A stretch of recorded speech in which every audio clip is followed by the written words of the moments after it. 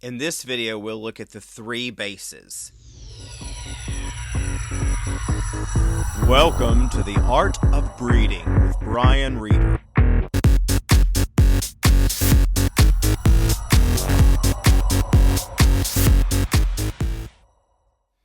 These three base genes form the basis of all varieties. We've established in recent videos that there are two forms of melanin in all poultry. There is eumelanin and pheomelanin, and there are two forms of pheomelanin, sex-linked and autosomal. The three bases that we always have to consider then are the E locus, the S locus, and the autosomal pheomelanin locus. It's those three gene locus that will determine what variety you can have. All color varieties, all of them, are going to have an E locus gene, an S locus gene, and they're either going to have autosomal pheomelanin or they're going to have the inhibitor of autosomal pheomelanin. And you need to know exactly which version of each of the three bases you need for the varieties you want to produce or that you are attempting to breed. The easy way to not have to know this is to go out and buy something that's exactly the way you want it and breeds true. Then you don't have to think about this until you have to outcross. But most of us do not have the luxury or privilege of being able to go out and buy the exact chicken we want, exactly the way that we want it, homozygous for everything. And then on top of that, if you're trying to make a new color variety of an existing breed, or if you are trying to make a new breed even, and you want to make specific color varieties in it, or if you're trying to make a greater population where you've got 3 or 4 color varieties of a breed and you want to create that in such a way that you don't have to go out for outcrosses, you can use this variety to outcross with this variety within your own program so that all of your varieties are interrelated and have enough similar background genetics that you're just going to have to change a few genes. You really need to understand the three bases. An example of that, let's say you're a Cochin breeder and you have 4 varieties of Cochin. You have black, you have buff, you have white, and you have, let's say, partridge. And then say maybe you've also got blue. Of course, blue is just black with one dilution gene added that dilutes the eumelanin. So you'd say, okay, well, I can cross within my Cochin, but you'd need to know the three bases that are there in each of the varieties to know what kind of problems you're going to run into. So your black Cochin is on extended black. It may or may not have silver or gold, and it may or may not express autosomal pheomelanin or the inhibitor. Your buff birds are on wheaten. They have a whole bunch of additive genes. They are S plus at the S allele, and they may or may not have autosomal pheomelanin or the inhibitor depending on the particular shade. Your whites, who knows? Sky's the limit. If those are recessive whites, they could be anything under there. So that one's just, that one's Joker's Wild. Which makes recessive white both the best and the worst color to work with. We'll touch on that more later when we look at recessive white. It's the best because you can cover any mess up. You can hide any horrible mess under it. It's the worst because when you outcross it, you're going to reveal that whole horrible mess, and, who knows? Who knows what's under there? The partridge are on the E allele EB. They have the S allele small s plus gold or red, and they have autosomal pheomelanin. They do not have the inhibitor, or they shouldn't, not for American partridge. Now, there are some beautiful versions of partridge I've seen that are real light-colored partridge. They're like dilute partridge in Europe, especially like maybe in Germany and Holland. Potentially, when you start crossing those Cochins, you're going to have problems. It's not going to be easy to cross your buffs to your blacks and get back to to buff. You're going to have to breed out a lot of stuff. You know, it may be easier to go to those partridge, but then maybe their type's not as good. So this presents problems, this presents challenges. Let's look at another example of how you can structure a breeding program to use the 3 bases to your advantage. Let's say you're going to have all of your varieties on one E allele, okay? The varieties and cochins are each one on different E alleles. And then we don't know what recessive white's on. It could be on brown, it could be on extended black, it could be on wheaten, and I've seen all of those examples happen. And usually a flock of recessive white are going to be segregating multiple E alleles where they've had different cochin breeds bred into them, and then the heterozygotes for recessive white crossed back in to improve the whites to get more vigor or more size or what have you. So let's say you want to do them all on duckwing, okay? Hobby folks, I'm not talking about the variety silver duckwing. I'm not talking about the variety BB red or what some of you in some parts of the world call partridge, which is different from what we call partridge in the U.S. for show breeders and what we call partridge in the pit game people. Each use that word partridge, but they're using it for a different thing. I'm talking about the E allele E+, which is named duckwing, and in the red version, small s plus with autosomal pheomelanin looks like a red jungle fowl. And not a variety of something called a red jungle fowl, but the true red jungle fowl species. So not like your pit games that they call red jungle fowl that aren't red jungle fowl at all. Or the things sometimes that are sold by the catalogs that they call red jungle fowl. Although they're on the right E allele. But they're not jungle fowl. Those are domestic chickens, make no mistake. You're going to make all your varieties on E+. So you start with red duckwing, BB red. They are E+ at the E allele. They are small s+ at the S allele, and they have the expression of autosomal pheomelanin. So then you want to have a golden duckwing variety. You want golden duckwings that are dilute reds. So all you do is add dilute. If you get them homozygous for the more extreme mutation of dilute, then you can get like a dark yellow hackle and saddle on your males, and the females will be lighter than the red version. But they're still on the S+ S allele. If you add cream, they'll go lighter, and you get a light hackle and saddle. The shoulder still stays darker, or some darker shade than the hackle and saddle, and the females get considerably lighter in the back with a much paler hackle, but they're still on the S+ S allele. Then let's say you want some golden duckwings based on silver. I'm not saying you as a person out there are going to maintain 2 different lines that look identical but are only different at the S allele. But let's say you chose to. So let's say you choose to add capital S to your BB reds, but not change anything else. Well, you could make silver mahoganies, or you could make the golds. The silver mahogany has dilute on the red jungle fowl base, so it's dilute and silver. But it still has autosomal pheomelanin, and it's still on the duckwing E allele E+. If you didn't add dilute, then they're going to have a more golden yellow hackle. So you can make these variations of that, but none of those are going to be true clean silvers. They're going to be silver at the S allele, but they're not true clean silvers. Now let's say you want this real pale version where the hens are more silver. The hens look almost identical to your show type silver hens, but the male has a pale yellow hackle and a dark yellow shoulder and a pale yellow saddle. They're homozygous for autosomal pheomelanin. They're homozygous for the duckwing E allele, and they're homozygous for silver, and they do not have any mahogany, and they have dilute. These birds then will make pale golden duckwings with a more silvery hen. And then let's say you decide that you want true clean silvers as well. With that, you want no autosomal pheomelanin at all. Homozygous for the inhibitor, homozygous for capital S at the S allele, homozygous E+ at the E allele. Now, you could have these same variations on the brown E allele. You could have these exact same variations on the wheaten E allele. You could have all these same variations on the birchen E allele. You could have all these same variations on the extended black E allele. I want to stress that none of this is duckwing dependent. I'm just giving you an example of these at the duckwing E allele.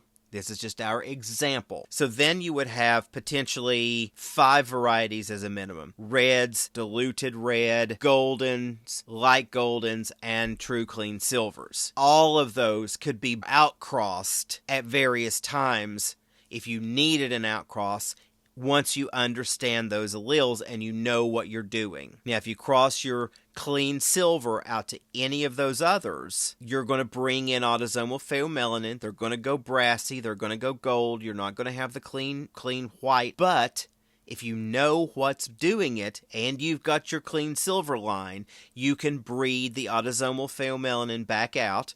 You may also have to breed out mahogany if you took them to something darker. Another variety that you could have here would be on the reds. We mentioned that you could add dilute or cream and get the more golden or yellow version of the hackle on the red, still on the S plus S allele.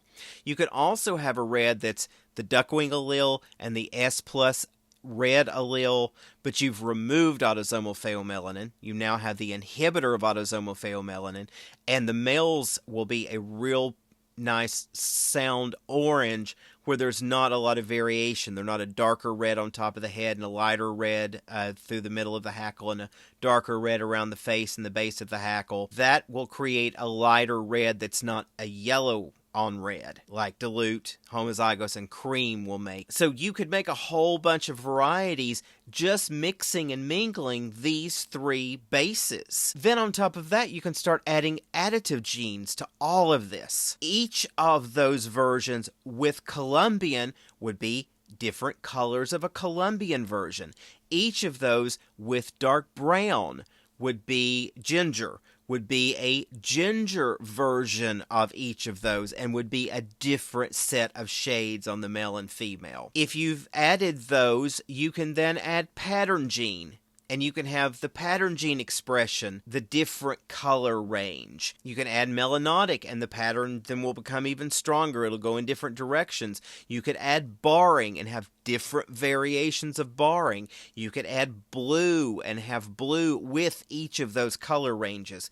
You could add mahogany then to the red and get the really dark red version of it. So what I'm trying to point out is that when you understand the 3 bases, you will start to see each bird first with the 3 bases. It doesn't matter what other additive genes are there. You can start to determine the E allele, which can be hard to do. That can be the hardest of the bunch. It's especially helpful if you have seen the chick down of the bird in question, because the chick down is one of the most diagnostic points. The hen and the chick down are the 2 most diagnostic points. Roosters kind of look the same for the most part across the board. But you can learn to determine which S allele is present, and you can learn to determine pretty well if autosomal pheomelanin is present or not. And then that means that you can have this whole range from darkest red to medium red to pale red, which are oranges, to yellows, golds based on red, all the way down to adding silver, where you can have silver with mahogany. You can have silver with autosomal pheomelanin and mahogany. You can have silver without autosomal pheomelanin and without mahogany, and that's the true clean silver. Now, of the bunch, the one to keep separate is the clean silvers. So let me mention one other thing here before we close this out. When dealing with the 3 bases, you can have the whole potential range from darkest red to clean white, all on the same E allele.